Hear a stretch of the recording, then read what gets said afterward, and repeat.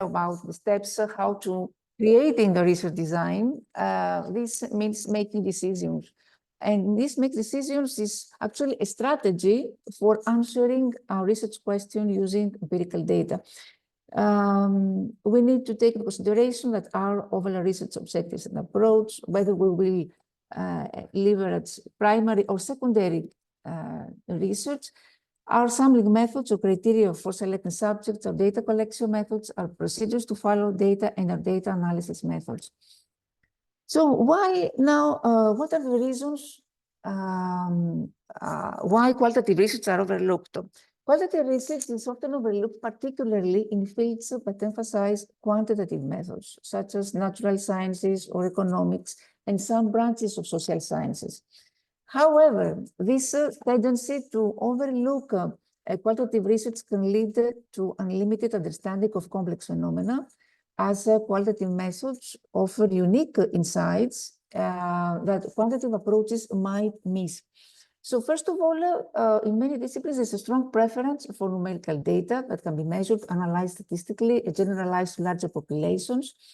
Perception of subjectivity, because qualitative research often involves interpretation, is sometimes perceived as being more subjective than quantitative research. And this perception can lead, of course, to what? To a bias against qualitative methods, especially in fields that prioritize, as we say, hard data and objectivity. The challenges in generalizability, this means that we typically focus here on specific contexts or cases or smaller samples, which can make generalization more difficult. In contrast, quantitative studies will know that they aim for broader generalizability, which is often valued more highly in evidence-based fields. Another reason is has to do with also time and resource intensive, because qualitative research can be time-consuming, requiring in-depth interviews, participant observation, detailed analysis, and this can make it less attractive to researchers and funding bodies that prefer actually faster and more scalable methods. Publication bias, academic journals, particularly in certain fields, often prioritize quantitative research, which can lead to fewer qualitative studies being published, and this creates a feedback loop where actually qualitative research is less visible and therefore less valued. Misunderstanding of methodological rigor. Some critics argue that qualitative research lacks rigor because it does not follow standardized protocols like quantitative research. However, qualitative research has its own rigorous methodologies like phenomenology, thematic analysis, graduate theory that Dr. Cayley presented before, that are sometimes misunderstood or undervalued. Institutional educational biases. Research training programs often focus heavily on quantitative methods, especially in disciplines like psychology or economics and public health, for example. And as a result, many researchers may not be adequately trained in qualitative methods, and they feel less comfortable, we could say, using or appreciating them. Funding and support limitations. Research funding bodies may favor projects with clear measurable outcomes, which can be easier to achieve with quantitative methods, and this, of course, can limit the availability of funds for qualitative research, leading to its marginalization. So why qualitative research should not be overlooked?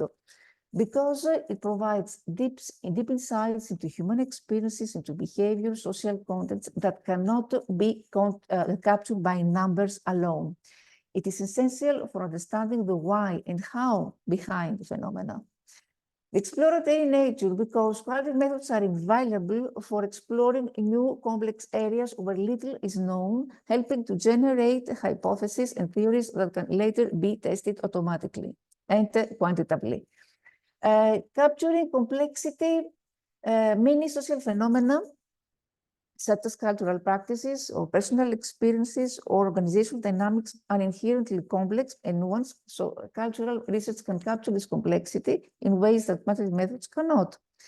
Human-centered approach. Qualitative research emphasizes understanding from the participant's perspective, providing a more human-centered and more empathetic view of research topics. And this is particularly important in fields like education or healthcare or sociology and anthropology. It allows for a more flexible approach that can adapt to the nuances and changes that occur during the study. So this flexibility is particularly useful in dynamic or evolving fields. Remember that this is a complementary to quantitative research because it's not a competitor, but a complement. Together, they can provide a more holistic understanding of research questions, combining breadth and depth. In fields like healthcare, education, social work, qualitative research can provide actionable insights that inform policy and practice, especially when understanding human behavior, attitudes, and motivations, especially in this case is crucial. Balancing actually both qualitative and quantitative approaches through mixed method research can lead to more comprehensive, nuanced understanding, benefiting academia, of course, and real world applications. So this qualitative research, you're well know, you're very familiarized that this is type of research that actually explores and provides deeper insights into real world problems. So instead of collecting numerical data points, qualitative research helps generate hypotheses, and why in order to investigate and understand quantitative data.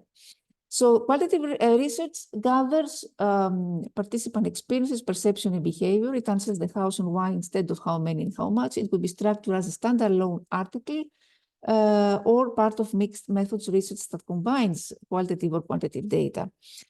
Qualitative data also asks open-ended questions whose answers are not easily put in numbers. So due to the open-ended nature of the research questions, qualitative research design is often not linear, like quantitative design. And one of the strengths, we could say, of this research is its ability to explain processes, experiences, attitudes, and behaviors that can be complex and difficult to capture accurately and quantitatively.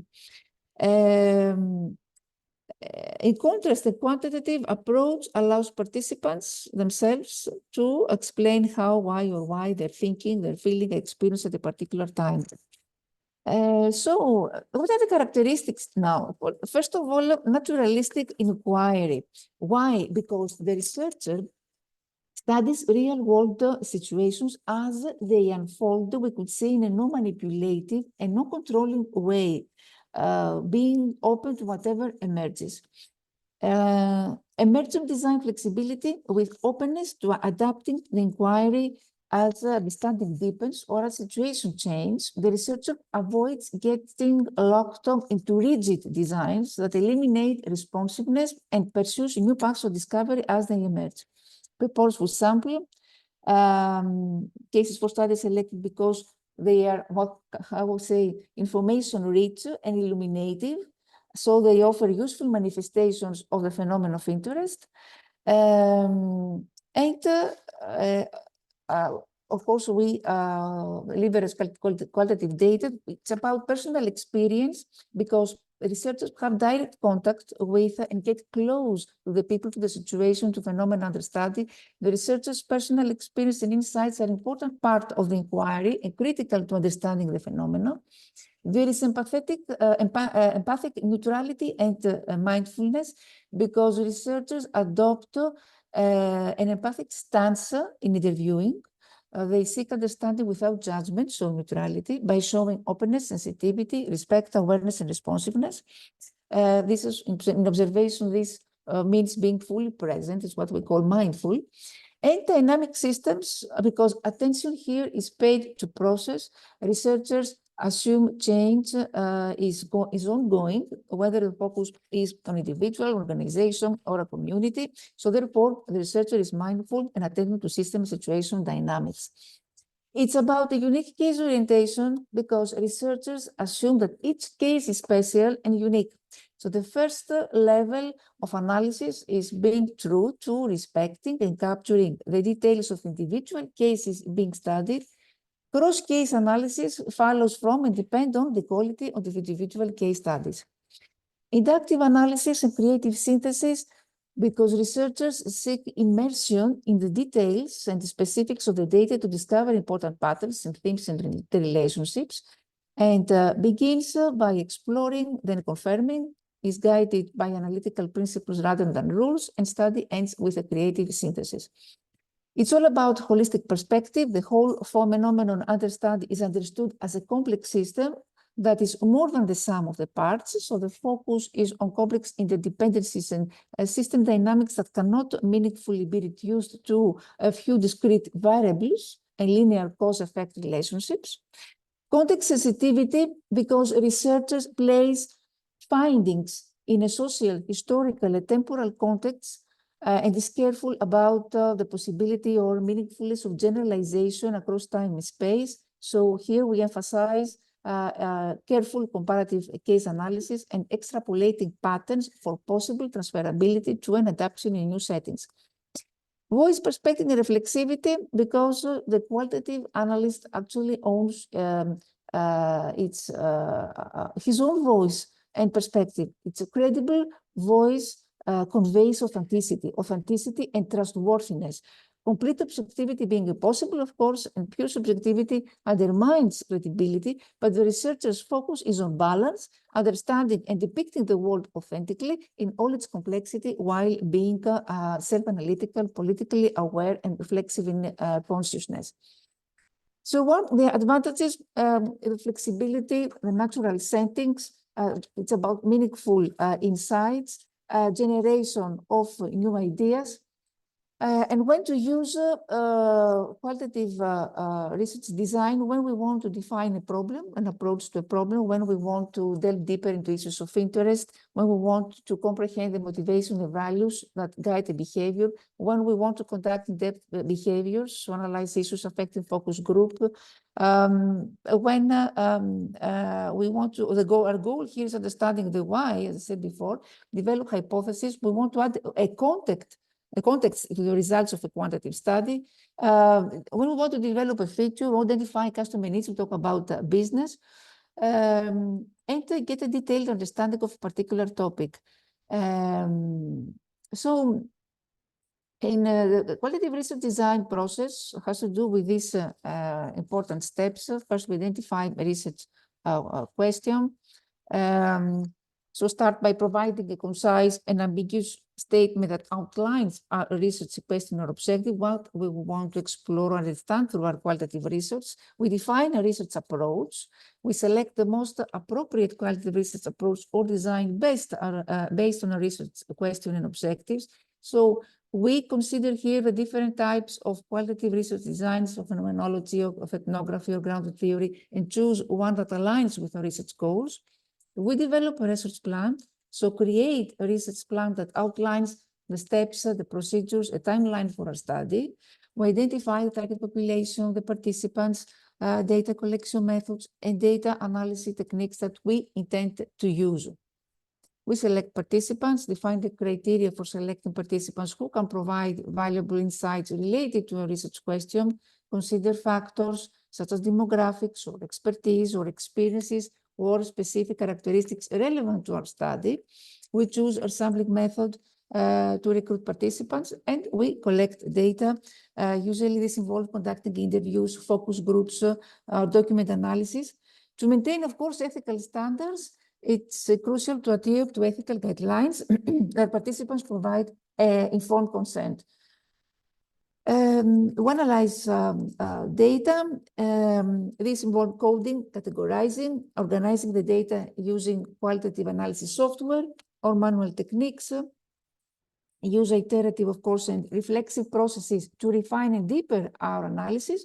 We interpret findings based on the analysis of our data. Consider how the findings relate to a research question and existing literature in our field. We draw conclusions, summarize the key findings of our study, and we communicate then results. These steps consider arranging our approach, choose the type of research that you want to identify the population that I mentioned before. You have in mind that this consolidated criteria for reporting qualitative studies, it actually covers the reporting of studies using interviews of focus group. It's a checklist which actually was developed in order to promote the comprehensive reporting of interviews. It consists of 32 criteria So it's important to check this because it's crucial that you provide sufficient detail on your methods of data analysis and the relationships between the analysis and the finding in your research report. Why? Because this gains in the rigor of analysis the credibility of the findings. Make sure that there is accuracy, reliability, and validity. Of course, triangulation is the key because this process of using multiple research methods and perspectives, this can enhance, can ensure accuracy and validate research findings and helps prevent confirmation data. It helps reduce bias. And there are many types of triangulation, data theory, methodological scales, etc. So now, what are the main types and approaches of qualitative research design? First, ethnography. This involves actually studying and understanding the culture, beliefs, practices, and social interactions of a specific group when researchers actually immerse themselves in the participants' natural environment for an extended period, often conducting participant observation or interviews and document analysis to gain an in-depth understanding of the culture. Actually, through this immersion, the ethnographer can use a variety of data collection techniques to produce a comprehensive account, we could say, of the social phenomena that occurred during the research period. Direct involvement of the researcher with the target population is one benefit. Now, phenomenological research, already Dr. Caleb has enlightened us. It's how to look into the lived experience of participants. So we aim to examine here how and why participants behave in a certain way from their perspective. It's a study of the meaning of phenomena or the study of particular phenomena. And it might seem that ground theory and phenomenology are pretty similar, but the differences are there. Ground theory aims to develop a theory for social phenomena through examination of various data sources. In contrast, phenomenology focuses on describing and explaining an event or phenomena from the perspective of those who have experienced it. In both phenomenology and ground theory, we collected the views of a number of participants. However, instead of theorizing from these views and generating a theoretical model, what is happening in grounded theory, phenomenologists describe what all participants have in common as the experience of phenomena, for example, anger or grief. So in this way, phenomenologists work, they work much more from the participants' specific statements and experiences rather than abstracting from their statements to construct a model from the researchers' interpretations as this happens in grounded theory. So the basic purpose of phenomenological research, of phenomenology, is actually to reduce the experiences of persons with a phenomenon to a description of what we call universal essence, so a grasp of the very nature of a thing. This ground theory, as I said before, is this approach actually where researchers aim to develop theories or conceptual framework grounding the data.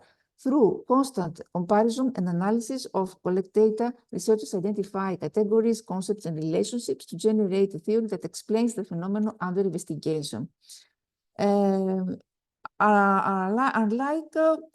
quantitative research, which is inductive, which is deductive, and tests or verifies an existing theory. Grounded theory, of course, it's inductive and therefore lends itself to research aimed at social interactions and experiences. The case study, we are all aware of this, involves an in-depth examination of a single individual or group organization-specific context. And here, researchers collect multiple sources of data, such as interviews or observations and documents to provide a comprehensive understanding of the case and draw insights that may have broader implications. A narrative research actually focuses on how we can analyze the stories and personal narratives shared by individuals. If we're going to mention here that in the graded theory, grounded theory, there are some steps of methods for analyzing qualitative data: open coding, axial coding, selective coding. Open coding in grounded theory is when you take the text of data, you break it up into discrete parts. Axial coding when you draw connections, and selective coding when you select one central category that connects all the codes from analysis and captures the essence of your research. So open coding, ground theory, at this point, you have started collecting qualitative data, for example, transcription from interviews. With open coding, you break your data. Then you organize the codes you develop in open coding. In axial coding, this happens. With axial coding, you begin to draw connections between codes. And then selective coding is the last step in grounded theory, where you connect all your categories together around one core category. The core category ultimately represents the central thesis of your research. So when should I use open, axial, and selective coding? When we want to follow a grounded theory method, when we want to derive new theories or concepts, when we don't want preconceived theories to define the outcome of our research, and when we are conducting exploratory research where we want to create new ideas. Another case is interesting case study. Here, the goal is to understand the case as a holistic entity, as well to understand its inner working. Instrumental case study. Instrumental case study when we want something general, when we don't care about a particular case, but we learn something more general, more universalistic. A collective case study when researchers believe that they can gain greater insight into research topic by studying multiple cases in one overall research study. And narrative research that I mentioned before, when we analyze the stories and personal narratives. So we need here to examine the structure, the content, and context of these narratives. Participatory action research. Here we involve researchers working closely with participants or communities, and it's actually the aim is to empower participants to generate actionable knowledge. Here is how we can work for the betterment of the society and local communities. Research paradigms. This assumption, the standards underpinning different research approaches. Actually, research paradigms are the worldviews that inform research. So it's crucial for researchers to understand what paradigm they are working within, because this way we can understand our strengths and weaknesses. And the positivist versus post-positivist. Positivism actually, positivism says that we need to follow the process of natural sciences. Positivist thinking says that the social sciences should use natural science methods. On the other hand, post-positivists argue that social reality can never be 100% explained, but approximated. So post-positive philosophy is often related with qualitative research. Constructivism is a subcategory of post-positivism. So this is a lens that actually emphasizes the dynamic nature of the world. Most researchers in post-positive research are also constructivist, those who believe that there is no objective external reality, but instead reality is constructed. So before concluding, I want to say that we need to examine, or we need to rethink about the way we use documents in qualitative research. Documents are actually stories to be presented. Remember that all documents are artifacts, artifacts that are created for a particular purpose. This means that they include social conventions, they serve function of sorts. We need to be clear about what documents can and cannot be used in social research, for example, because documents are artifacts and social facts. They are produced, shared, and used in socially organized ways. They are versions of reality, and they should not be seen as replacements for any other kinds of data. Documents construct their own kinds of realities. Said before, it is therefore important that we approach them as a representative of the practical accomplishment involved in the production. They are resources and topics for investigation. And take into consideration the intended meanings, the received meanings of these take into consideration the textuality, authority, the audit trail, and when we, in qualitative research, we can delve into classification of documents, the textual capture, visual analysis also, the social sciences, the photographs and other visual data. All these are data for qualitative research. They can help us, native video data. Maybe we can organize another webinar on this. Sequencing analysis, videography, dynamic data, virtual data. All this has to do with qualitative analysis, personal documents, autobiography. Qualitative research as autobiography is very, very interesting. Picture disabilities, etc. So thank you very much for your attention. And